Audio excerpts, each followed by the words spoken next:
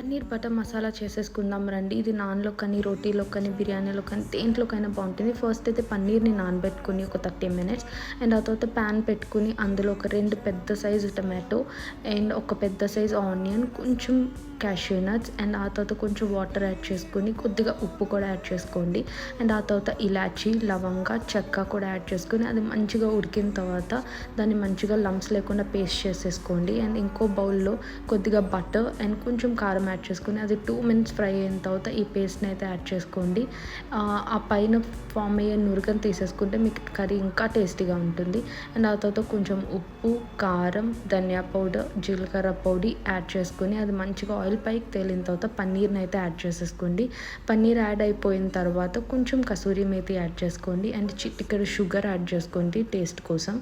మంచిగా బ్యాలెన్స్ చేసుకొని దించేసేయండి. ఎంతో tasty and yummy recipe ready అయిపోతుంది. తప్పకుండా ట్రై చేయండి.